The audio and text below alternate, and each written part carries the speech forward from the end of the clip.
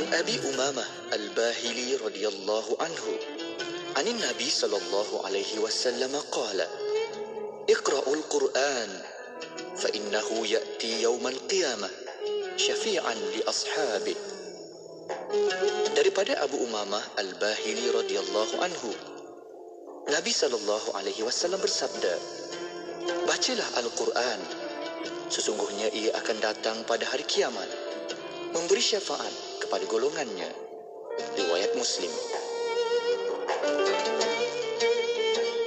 أمسينا وأمسى الملك لله والحمد لله لا إله إلا الله وحده لا شريك له له الملك وله الحمد وهو على كل شيء قدير. رب أسألك خير ما في هذه الليلة وخير ما بعدها، وأعوذ بك من شر ما في هذه الليلة وشر ما بعدها. رب أعوذ بك من الكسل وسوء الكبر. رب أعوذ بك من عذاب في النار وعذاب في القبر. Kami dan seluruh kerajaan memasuki waktu petang kerana Allah. Segala puji bagi Allah. Tiada sesembahan yang berhak disembah melainkan Allah semata. Tiada sekutu baginya. Semua kerajaan hanya miliknya dan segala pujian hanya untuknya. Dia Maha berkuasa atas segala sesuatu. Wahai Tuhanku, aku memohon kebaikan yang ada di hari ini dan setelahnya. Sebaliknya aku memohon perlindungan dari keburukan yang ada di hari ini dan setelahnya. Wahai Tuhanku, aku berlindung kepadamu dari kemalasan dan buruknya umur tua. Wahai Tuhanku, aku berlindung kepadamu dari azab neraka dan azab kubur. Bismillahirrahmanirrahim. Hasbiyallah, la ilaha illahu, alaihi tawakkaltu, wa huwa rabbul arshil azim. Hasbiyallahu, la ilaha illahu, alaihi tawakkaltu, wa huwa rabbul arshil azim. وهو رب العرش العظيم. حسبي الله لا إله إلا هو عليه توكلت وهو رب العرش العظيم. وهو رب العرش العظيم. حسبي الله لا إله إلا هو عليه توكلت وهو رب العرش العظيم. وهو رب العرش العظيم. حسبي الله لا إله إلا هو عليه توكلت وهو رب العرش العظيم. وهو رب العرش العظيم. حسبي الله لا إله إلا هو عليه توكلت وهو رب العرش العظيم. وهو رب العرش العظيم. Demi kehidupan yang perlu diteruskan, warga Palestin, Syria dan Yaman terus bertahan meskipun musim sejuk. Mereka hidup di dalam kemah yang serba nipis dan sumber bekalan makanan yang tidak kunjung tiba. Siapakah yang akan membantu mereka? Ayo kita berikan sedikit kehangatan buat mereka di Palestin, Syria dan Yaman melalui kempen bantuan musim sejuk Anjuran Aman Palestin. Layari laman sesawang www.jomnyumbang.com untuk maklumat lanjut. Bangkit, berjuang bersama. Unit Editorial Institut Kefahaman Islam Malaysia IKIM memerlukan seorang pembantu penyelidik kontrak bagi tujuan membantu kerja dan usaha pengurusan tafhim secara amnya dan khususnya dalam mendapatkan penarafan indeks Scopus bagi tafhim. Jawatan adalah bertaraf kontrak 1 tahun. Calon-calon hendaklah memiliki sekurang-kurangnya ijazah sarjana muda daripada universiti yang diiktiraf. Calon yang mempunyai latar belakang dalam urusan kepengarangan, penyuntingan dan atau penerbitan mempunyai kelebihan. Antara bidang tugas, membantu dalam proses dokumentasi permohonan perindeksan jurnal, mengemaskini maklumat pada laman web jurnal. Hantarkan permohonan anda kepada Unit Modal Insan Institut Kefahaman Islam Malaysia atau hubungi 03-6204-6374. Tarikh tutup permohonan sebelum atau pada 21 Februari 2023. Kuis inspirasi kembali lagi. Hadiah wang tunai hampir RM10,000 menanti anda. Caranya mudah saja. Tunggu isyarat memanggil, menerusi slot warna pagi dan destinasi setiap Isnin hingga Jumaat bermula 1 Februari hingga 17 Mac 2023. Jadi pemanggil terpantas dan jawab soalan untuk menang wang tunai RM150. Ganjaran hadiah akan digandakan untuk slot seterusnya jika tiada pemenang. Jangan tunggu lagi. Jadi pemenang bertuah kuis inspirasi hari ini. Maklumat lanjut, terma dan syarat layari www.ikim.my. Tidak kira di mana jua destinasi anda, IKIM sentiasa menemani perjalanan anda dengan jua dan minda yang bermanfaat menerusi rancangan terbaik kami. Dengarkan setiap hari rancangan Raudah Jiwa, Islam Agamaku, Fas'aluna, Imanuna, Usrah Nurani dan Hayya Bil Arabiyah bersama Mona Jasman. Pastikan sentiasa setia mendengarkannya dalam destinasi 4 petang hingga 7 malam di IKIM, Inspirasi Inforia Islami. Anda kini sedang mendengar Destinasi IKIM bersama Mona Jasman.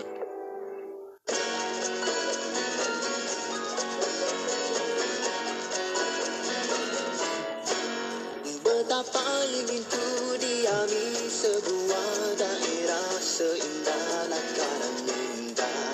Dunia angan dan damai terlalu sempurna bagaikan gambaran syurga. Kesantunan murni menjadi wiritan, segalanya tumbuh dalam ketaatan.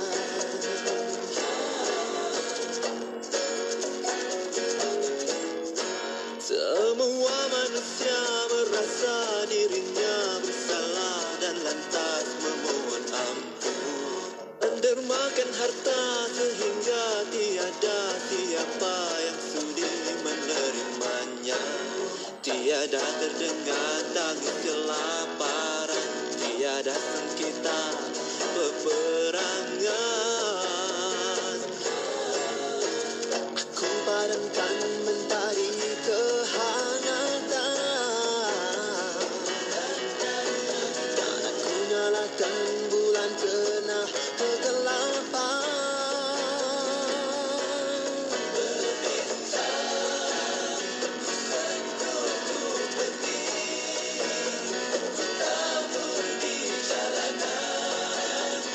Jadilah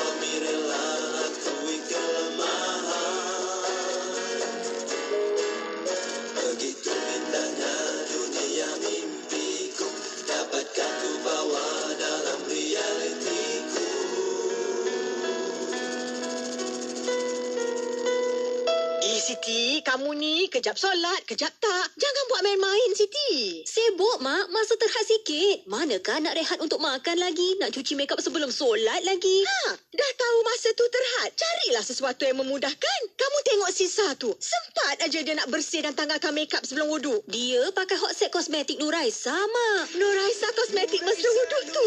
Habis tu, kenapa kamu tak pakai hot set kosmetik Nuraisa juga? Nuraisa kan kosmetik mesra wuduk. Dakwah adalah tanggungjawab kita semua. Kami, Hidayah Center Foundation, menumpukan usaha menyampaikan Islam dan memperkasakan mu'alaf. Ayuh bersama-sama kami di dalam usaha murni ini. Tapi jangan risau, kerana tidak boleh memberi sokongan dari segi tenaga. Sokonglah kami dengan menyumbang melalui www.dahsedekah.com. Hidayah Center Foundation, sampaikan Islam, perkasakan mu'alaf.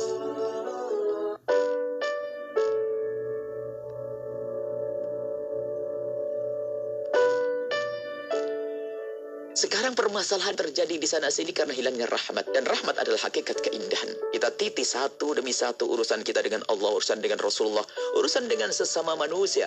Dan manusia bermacam-macam ikatan kita dengan mereka. Ada dia adalah istri kita atau suami, ada anak, bahkan ada bekerja yang bersama kita.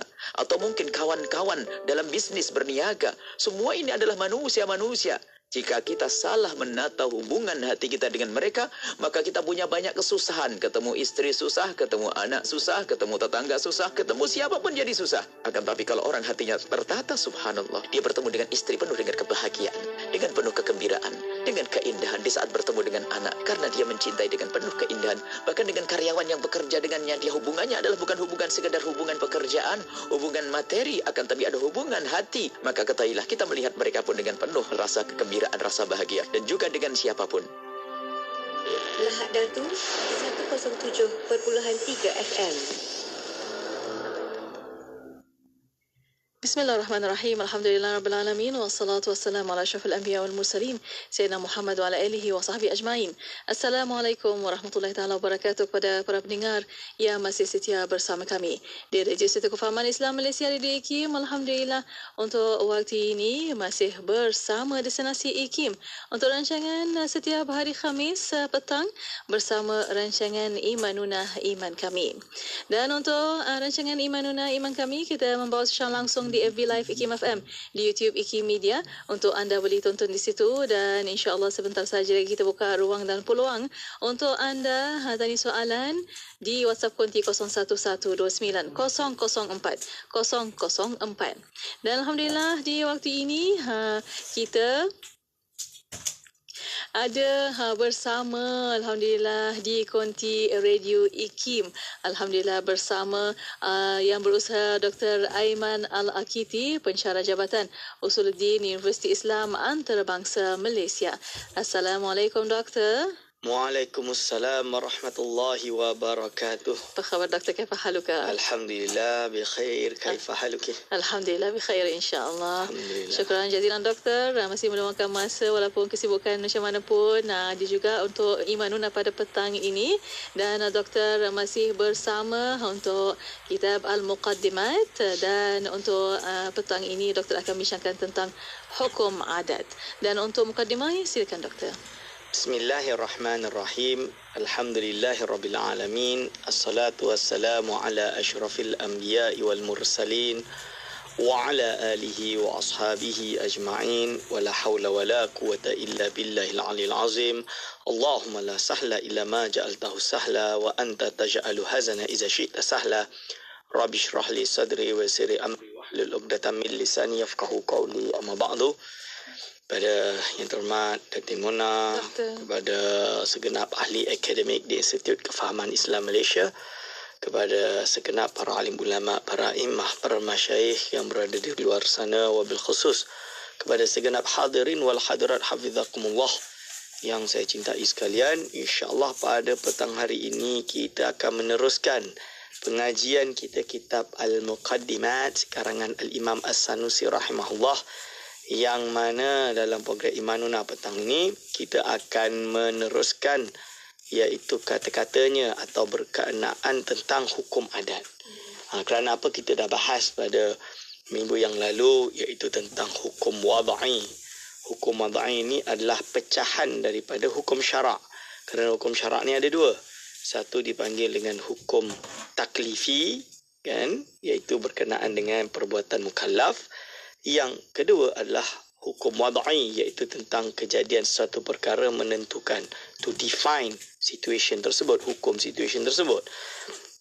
Maka pada petang hari ini kita akan pergi kepada pembahagian kedua daripada hukum. Kerana hukum ada 3 jenis. Hukum syarak, kita dah selesai habis. Dan sekarang kita masuk yang kedua, iaitu hukum adat. Banyak kali saya sebut dan saya ingatkan bahawa bila kita bicara tentang ilmu akidah, bila disebut hukum adat, jangan kita duk fikir adat pepatih kot.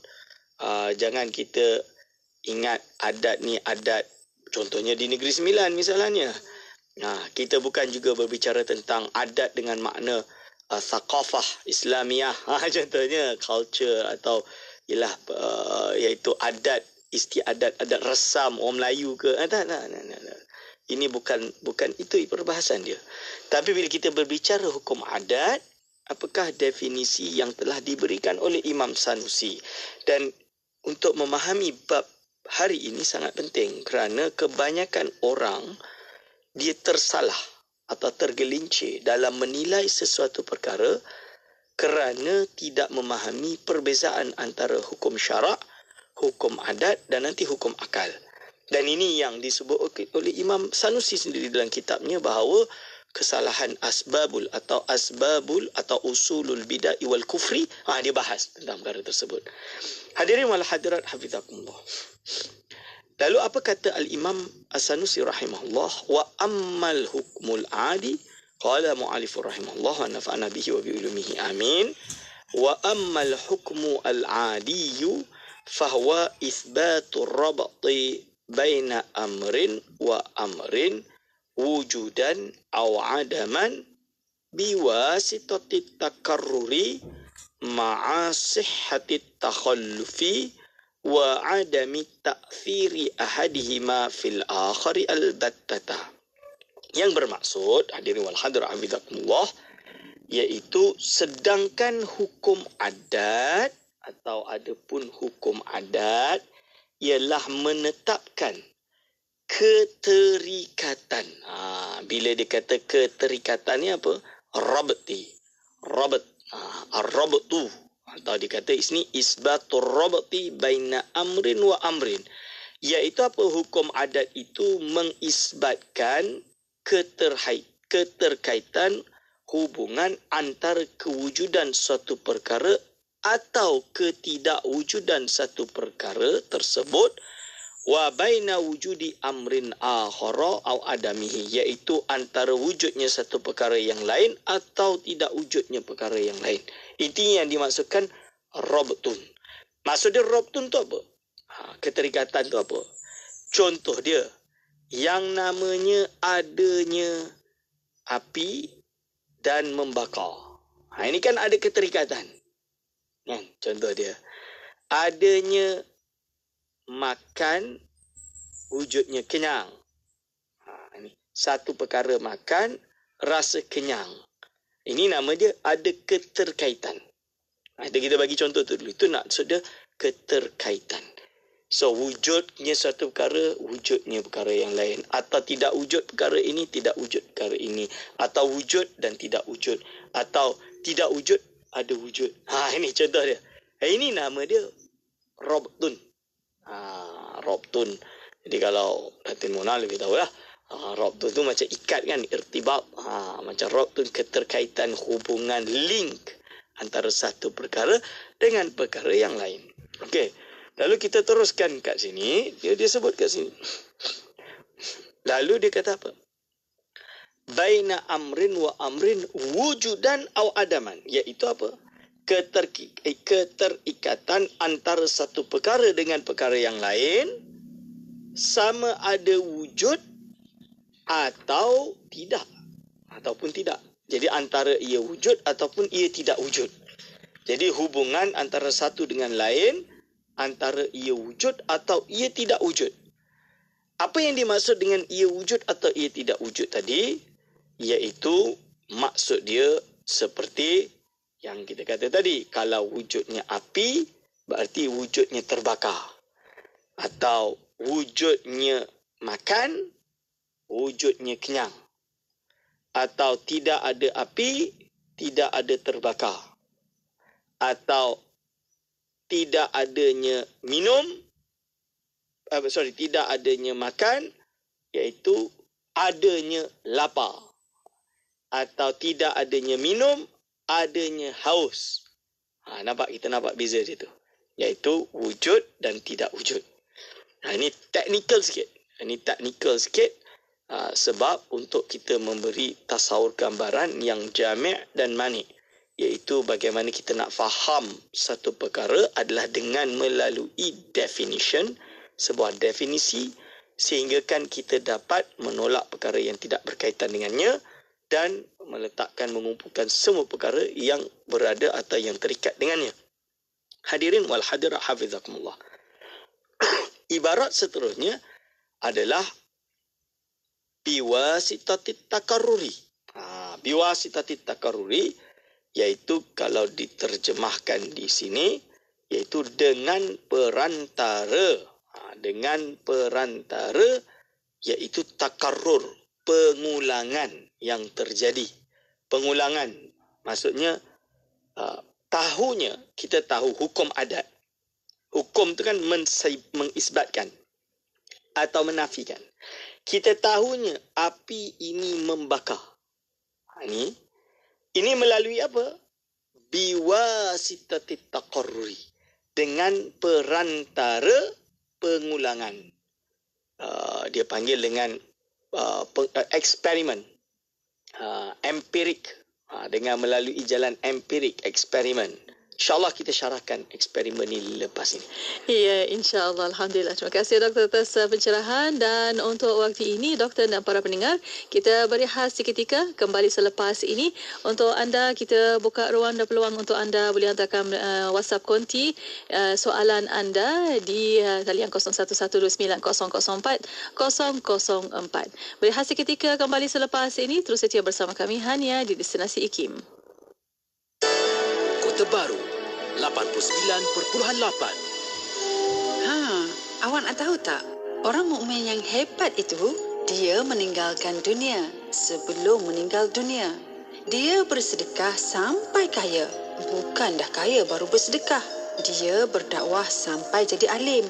Bukan dah alim baru berdakwah. Dia beramal sampai ikhlas. Bukan dah ikhlas baru nak beramal. Pokok pangkalnya, kalau nak buat apa pun yang mendatangkan kebaikan, jangan bertangguh.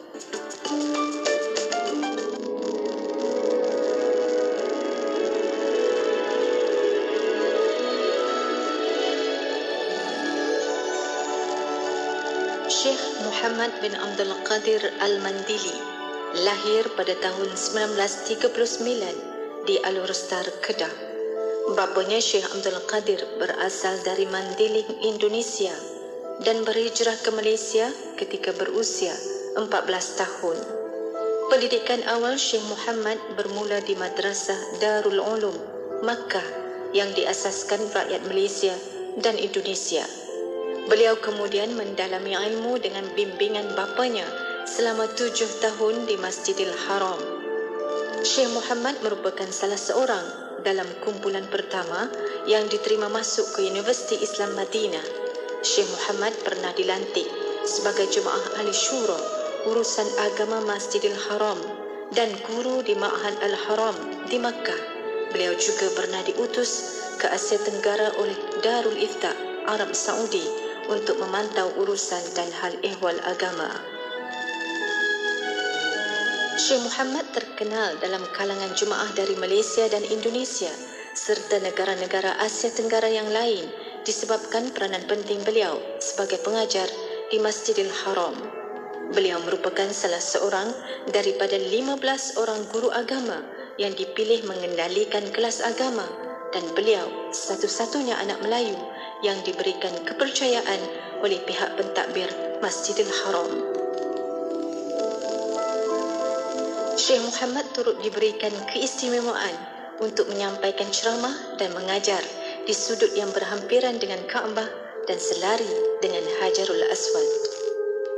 Syekh Muhammad, ulama kebanggaan ummah dan dunia Melayu, meninggal dunia pada 31 Julai 2012 pada usia 73 tahun.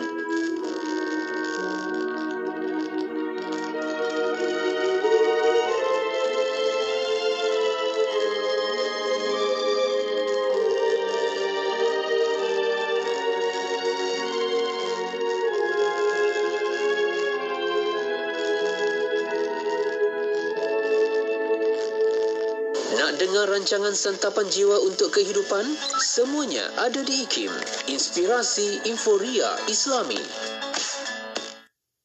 Bismillah, alhamdulillah, wassalatu wassalamu ala rasulillah. Alhamdulillah, masih bersama Destinasi IKIM pada waktu ini untuk rancangan Imanuna Iman Kami bersama yang berusaha Dr. Aiman Al-Akiti, pensyarah Jabatan Usuluddin Universiti Islam Antarabangsa Malaysia.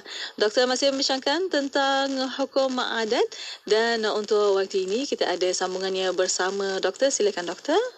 Bismillahirrahmanirrahim. Jadi tadi kita menjelaskan biwasitatit takarrur dengan maksud iaitu dengan perantara atau perantaraan iaitu terjadinya pengulangan dalam erti eksperimental.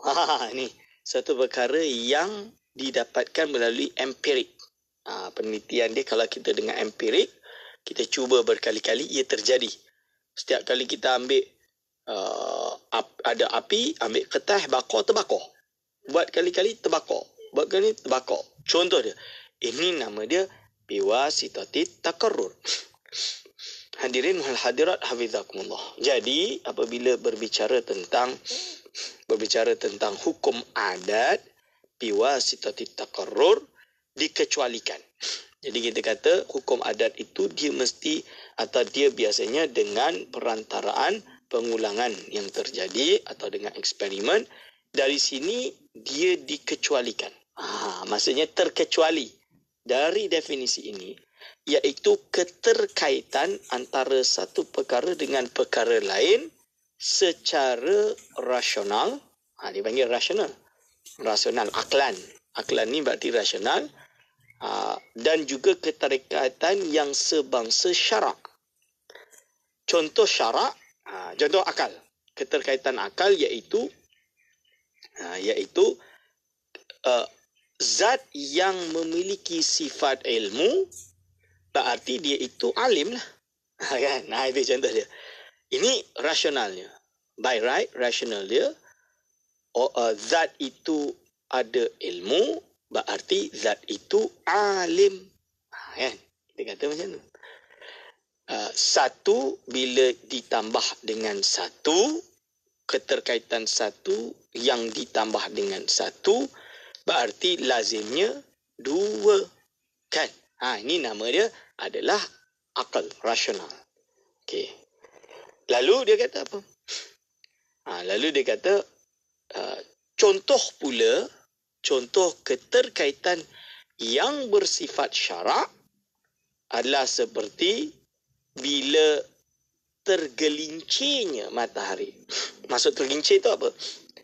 Ini adalah tiang. Lurus. Matahari tepat-tepat ada di atas tiang. Ini dalam bahasa Arab kita panggil dengan istiwa. Istiwa ni bukan zuhur lagi. Dia belum zuhur. Bila tergelincirnya matahari, berarti matahari itu jatuh sikit daripada tiang tadi. Ini kita panggil zawal. Bahasa Arab tu dipanggil zawal. Jadi secara syarak apabila matahari ini tergelincir atau zawal, ini dipanggil berarti ini keterkaitannya wajib solat zuhur. Maksud dia kalau seorang itu mukallaf, dah dewasa, dia hidup pada waktu iaitu matahari zawal, matahari itu tergelincir sikit, berarti dia orang yang memiliki kewajipan untuk solat zuhur. Dah wajib bagi dia solat zuhur. Sekiranya dia mati sebelum melakukan solat zuhur, kan? berarti dia mati dalam keadaan masih memiliki hutang solat zuhur. Itu contoh dia. Kan, mukallaf. Ni mukallaf tu perbahasan dia. Ini nama dia apa? Keterikatan tadi, keterkaitan tadi, ini bersifat apa? Bersifat hukum syarak. Bukan bersifat akli ataupun adat. Ini. Lalu dia kata apa? Dua-dua ini iaitu keterikatan yang sebangsa akal dan syarak, dia bukan termasuk perbahasan adat. Maka dia bukanlah boleh kita kata kewujudan Allah iaitu apa? Contoh yang akli, mustahil bagi Allah ini ada dua atau tiga, maksudnya lebih daripada satu. Mustahil Allah SWT ini ada sekutu baginya. Kemustahilan ini bukan dengan melalui proses empirik. Boleh faham? Kerana dia by rational, it is like that. Secara akal dia, secara logik dia seperti itu. Sedangkan kewajiban zuhur, apabila tergelincirnya matahari, dia bukan disebabkan eksperimen memang macam tu. Bukan. Tapi kerana Allah SWT yang turunkan hukum yang mewajibkan kita solat zuhur apabila matahari itu sudah tergelincir daripada tiang tadi, istiwa. Boleh nampak? Boleh faham? Kan? Ini nama dia. Berarti kalau hukum adat, dia melalui proses empirik. Melalui proses iaitu pengulangan, iaitu eksperimen. Ini berulang-ulang dicuba, ya. So kalau gitu kita boleh katalah, Ustaz, berarti yang namanya api membakar ini hukum adat lah. Ya, hukum adat. Dia bukan hukum logik. Logik tu akal. Takkan lah Ustaz. Yang namanya api mestilah bakar. Tak mesti-mestinya. Nanti kita akan bahas nantilah. Contoh lain. Yang namanya gravity. Gravity ni kerana eksperimen. Dan mesti ke? No. Boleh je orang tersebut Allah SWT hapuskan hukum gravity dia. Contoh dia Rasulullah SAW. Kan? Contoh dia. Iaitu Isra' wal Mi'raj. Nanti apa lagi contoh yang lain? Banyak. Ini yang dipanggil perkara-perkara yang mencari adat. So, dia tak semestinya macam tu. Sebab itu dia teruskan penerangan dia setelah itu. Ma'asihati takhallufi. Ma'asihati takhallufi maksud dia apa? Serta sahnya atau bolehnya atau sahnya bersalahan. Takhalluf itu bersalahan. Iaitu sahnya ia boleh bersalahan. Maksud dia hukum adat yang namanya orang masuk dalam air itu tenggelam lah. Kan? Adat. Boleh tak tiba-tiba orang tu tak tenggelam? Kenapa tak boleh? Tiba-tiba terjalan atas air. Misalnya, impossible. Ini cerita khurafat. Bukan khurafat. Ini namanya perkara mencari-cari adat. Khurafat itu seperti orang kata Tuhan itu dua. Itu khurafat. Ini. So, kena faham beza khurafat dengan hukum adat dan karamah, mukjizat. Ini semua kena faham beza dia. Kan? Ini hadirin wal hadra abidakumullah. Okey. Ma'asihati takhallufi. Boleh saja ia tidak terjadi. Iaitu bersalahan daripada adatnya. Boleh sahaja. Wa adami ta'thirin ahadihima. Wa adami ta'thiri ahadihima. Dan juga tidak ada, iaitu dan kedua-duanya tidak memberi kesan kepada yang lainnya. Fil akhari, pada yang lainnya. Albattata, sama sekali. Jadi maksud dia, iaitu dia juga tidak memberi kesan. Salah satunya tidak memberi kesan kepada salah satu yang lain sama sekali. Sama sekali. Ya ke? Ya. Maksud dia kira-kira macam ni. Yang namanya makan, hukum adatnya kenyang. Okey, ternyata memang betul-betul kenyang. Makan memang kenyang. Datin Muna makan kenyang, saya makan kenyang. Kalau dahaga, minum air hilang dahaga. Orang puasa, makan pun kenyang. Contoh dia. Bila buka puasa, makan kenyang lah. Kan? Lah tu, kenyang lah tu. Nak kata tu, apakah makanan itu yang membuatkan ia kenyang? Atau siapa yang mengenyangkannya? Ini.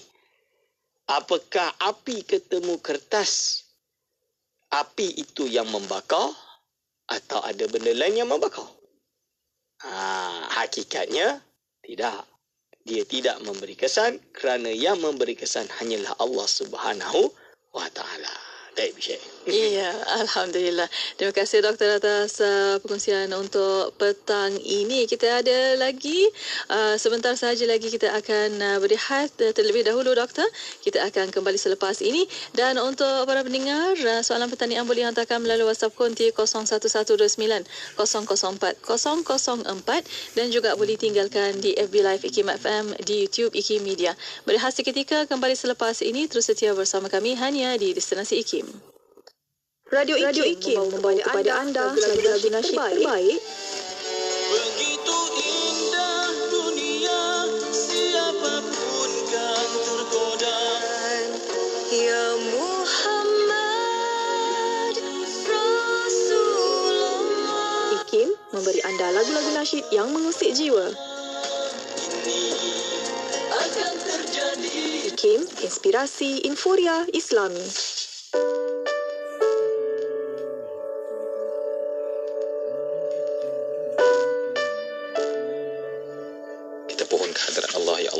Pimpinlah hati, pimpinlah lidah, pimpinlah telinga, pimpinlah rasa kami, pimpinlah pandangan kami sehingga kami dapat bercakap, memahami, bertepatan dengan apa yang Engkau inginkan, Ya Allah. Kerana kita sebagai seorang hamba, kita beribadah bukan kerana apa yang kita suka.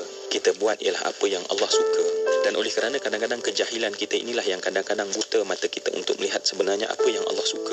Dan kerana itulah kita sering derhaka pada Allah dan kita kadang-kadang mementingkan diri kita sendiri, tidak lagi mengutamakan Allah Subhanahu wa Ta'ala.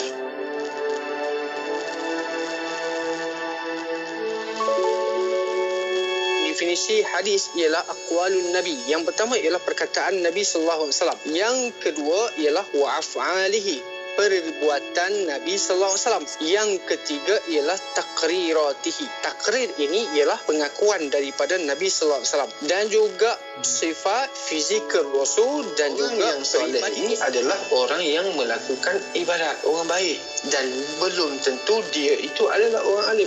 Dan orang alim, orang yang mempunyai ilmu, belum tentu dia ni kuat melakukan amal ibadat. Sebab itu jangan kita mengukur keilmuan seseorang itu dengan amal ibadah. Oh, dia ni sembahyang tahajud banyak, dia ni rajin bersedekah, dia selalu puasa sunat, maka kita pun mengatakan dia alim. Salah. Kerana kealiman seseorang itu bukan diukur dengan pakaian, bukan diukur dengan amal ibadahnya. Kerana amal ibadah itu adalah hubungan dia dengan Allah Subhanahu Wa Taala. Hubungan ilmu mesti kena amanah dengan. Dah faham hadis, baru dapat kita hayati dan praktikkannya. Ikuti segmen Mutiara Hadis setiap Jumaat jam 3.10 petang bersama Ustaz Bukhari Abdul Rahman. Mutiara Hadis memperkemas ibadah harian.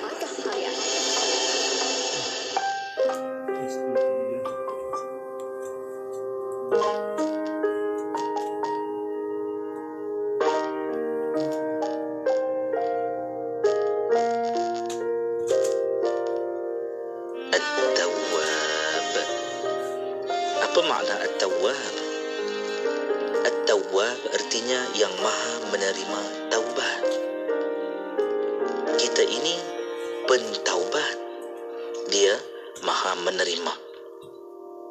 Orang yang senantiasa bersedia menerima tetamu tentu akan selalu mempelawa tetamunya datang.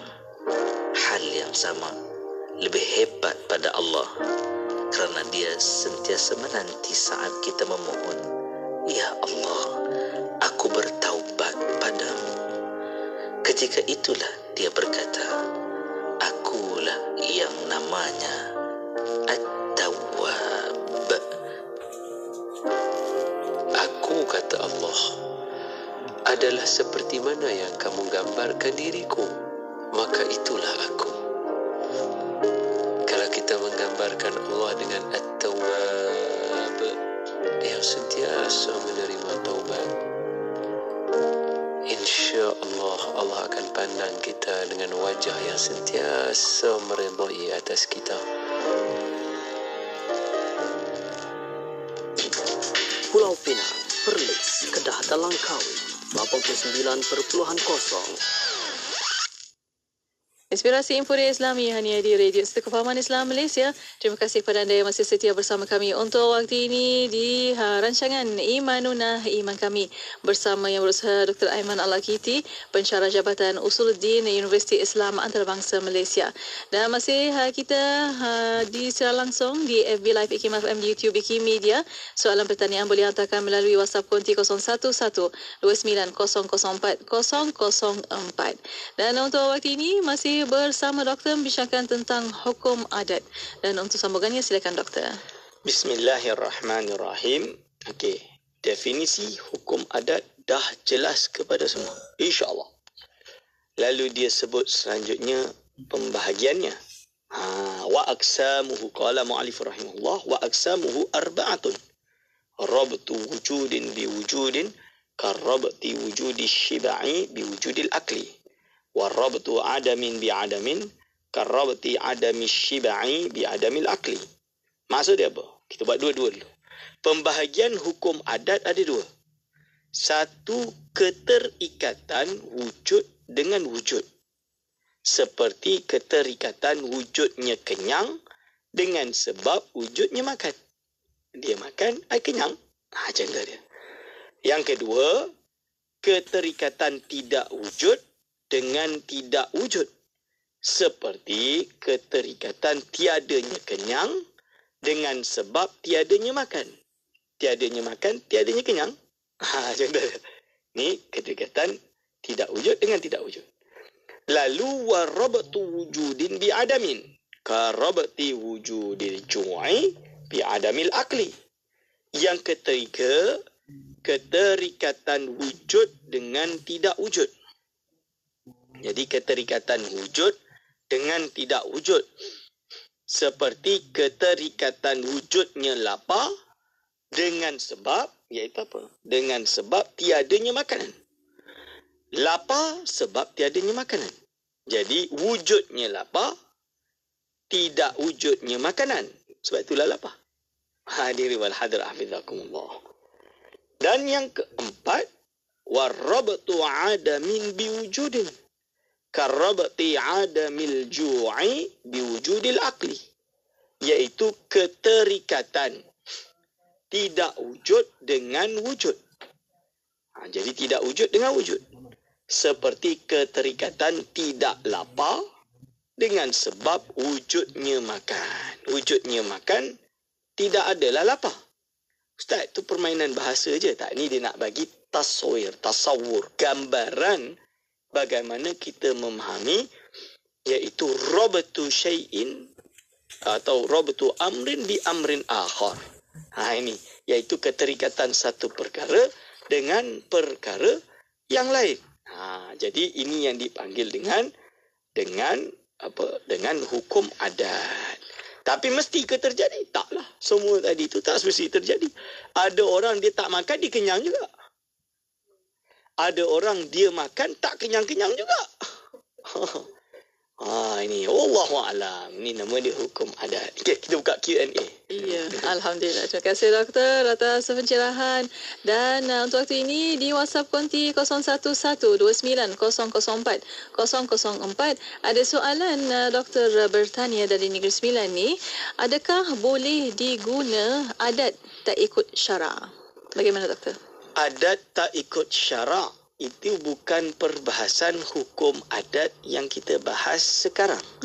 Itu nama dia thaqafah ataupun adat istiadat di daerah seseorang yang sama ada ikut syarak atau tidak.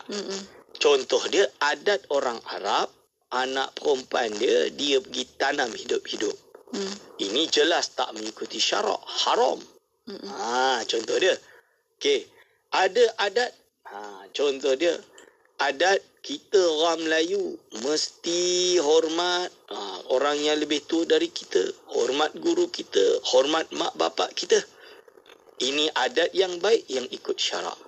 Ini bukan perbahasan hukum adat hari ini yang bertanya. Okey. Terima kasih doktor. Ada soalan satu lagi di FB Live IKIM FM. Bertanya Siti Abdullah, bagaimana kita nak menyatakan kepada bukan Islam Nabi Ibrahim tidak terbakar bila dicampak ke dalam api? Bismillahirrahmanirrahim. Iaitu menjelaskan bahawa apa yang tersebut di dalam Al-Quran ini adalah melalui khabar mutawatir. Yang menceritakan tentang Sayyidina Ibrahim itu tidak terbakar, itu dalam Al-Quran. Dan dia mutawatir. Mutawatir itu apa? Khabarnya sampai kepada kita yang tidak terjadi pendustaan. Tidak mungkin orang bersama-sama mendustakannya. Sehingga kan sampai kepada kita macam itulah dan tidak ada perubahan sama sekali. The accuracy dia without any doubt. Tidak ada satu keraguan pun. Sehingga kan menunjukkan is not man-made. Quran itu bukan tulisan atau buatan manusia. Bukan buatan Nabi Muhammad SAW. Bukan karangan seseorang. Akan tetapi ia adalah daripada kalam Allah Subhanahu wa taala. When it is divinity, dia adalah divine, dia adalah daripada Allah SWT, ilahi kita panggil. Kalam ilahi tidak mungkin ada kesalahan, mestilah benar. Maka kita beriman dengan kisah Nabi Ibrahim AS tidak dibakar kerana memang warid. Dan selain itu, kita di dunia ni mesti ke api itu sentiasa terbakar? Oh, Ustaz, mestilah Ustaz. Tak juga. Tuan-tuan mungkin belum tengok di India ke di mana ke. Contoh dia, pegang api tak terbakar pun. Jalan atas arang yang berbara tak terbakar pun. Siapa tahu? Itu betul terjadi juga. Ustaz dia main sihir ke apa? Itulah perbahasan dia nanti. Perbahasan lagi lanjutlah. Yang akan kita bahas nanti antara iaitu mukjizat ke, karamah ke, istidraj ke, itu perbahasan nanti. Hadiri wal hadirah hafizakumullah. Okey. Ya, Alhamdulillah. Terima kasih doktor atas pencerahan dan ada soalan di WhatsApp konti 0112900404 bertanya, adakah sifat kalam bermaksud Allah sentiasa berkata-kata tanpa henti atau ada huraian lain? Bismillahirrahmanirrahim. Dalam teks bahasa Arab, sifat kalam iaitu kalam Allah itu qadim. Kan? Kalam Allah ni ada dua. Ada kalam nafsi, ada kalam lafzi. Bila dia sebut kalam ini, yang qadim adalah kalam nafsi, bukan kalam lafzi. Kalam lafzi itu ibarat kepada kalam Allah yang qadim. Seperti kita membaca ayat Al-Quran, suara kita ni baru. Ini adalah menggambarkan, mengibaratkan pada apa yang berada pada kalam Allah yang qadim. Okay. Kalau kalam nafsi Allah yang qadim, dijelaskan dalam kitab-kitab, iaitu la yajri alaihi sukutu. Tidak berlaku atasnya diam. Kalau kita terjemah literal.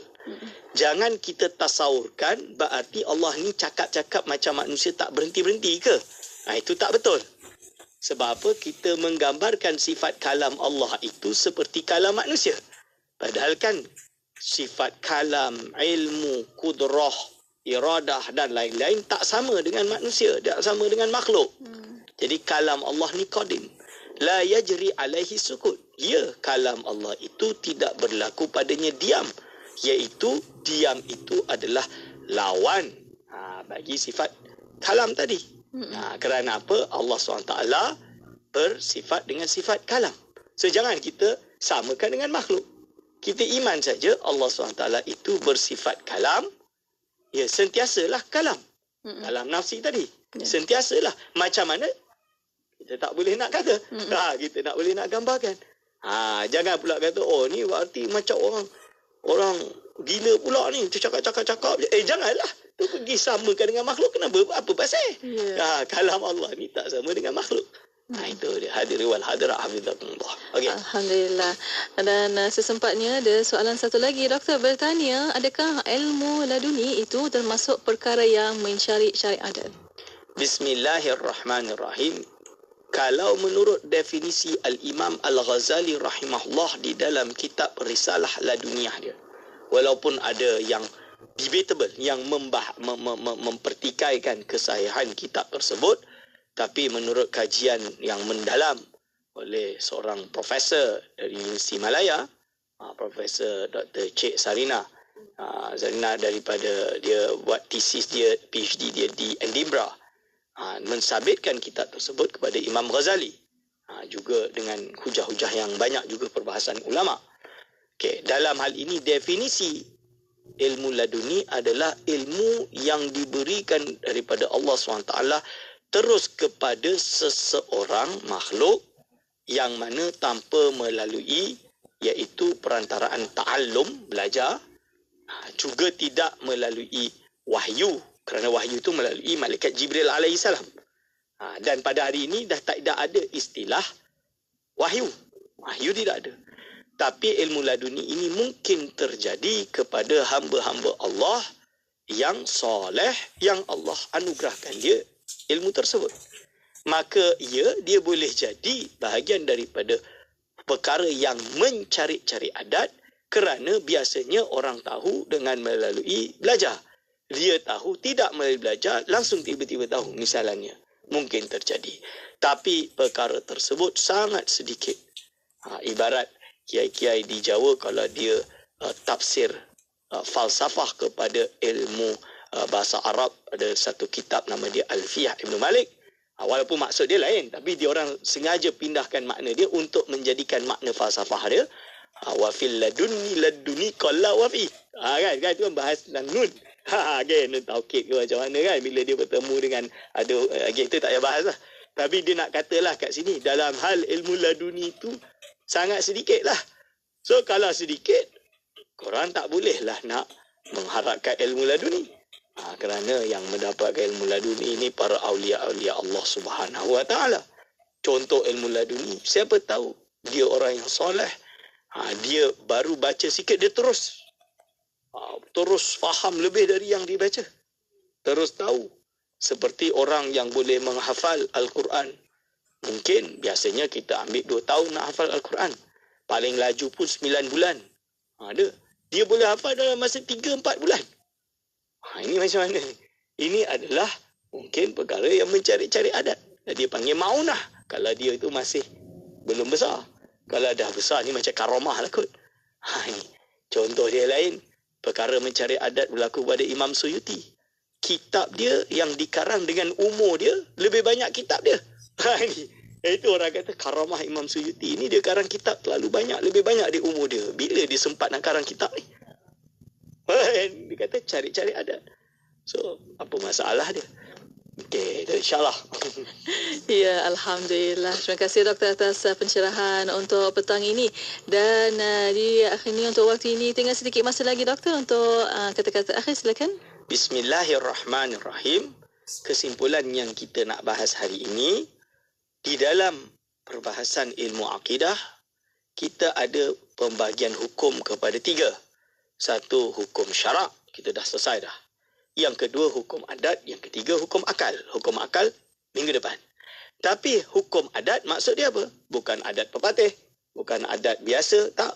Maksud adat ini adalah suatu hukum, iaitu mensabitkan atau mengisbatkan satu perkara, keterikatan satu perkara dengan satu perkara yang lain, sama ada ia wujud atau tidak wujud, melalui proses iaitu berulang-ulang terjadi, berulang-ulang kali terjadi, yang mungkin saja ia tidak terjadi hukum tersebut, dan kita tahu bahawa hakikatnya salah satu daripada 2 perkara ini tidak memberi kesan kepada satu yang lainnya sama sekali. Kerana hakikatnya yang menjadikan segalanya hanyalah Allah Subhanahu Wa Taala. Hadirin wal hadirat, Ya, Alhamdulillah. Di akhirnya terima kasih kepada Yang Besar Dr. Aiman Al-Lakiti atas pertemuan untuk petang ini. Banyak soalan, Doktor. Nanti kita akan bawa ke minggu hadapan, insya-Allah. Terima kasih, Doktor. Insya-Allah kita jumpa lagi. Assalamualaikum. Waalaikumsalam warahmatullahi wabarakatuh. Alhamdulillah. Dan terima kasih kepada para pendengar dan untuk anda terus setia bersama kami di Destinasi IKIM, Inspirasi Inforiah Islami. Bicara bermanfaat berbagai segmen, rancangan dakwah setiap hari, lagu-lagu Islam sepanjang masa. Dengarkan di IKIM, Inspirasi Inforiah Islami.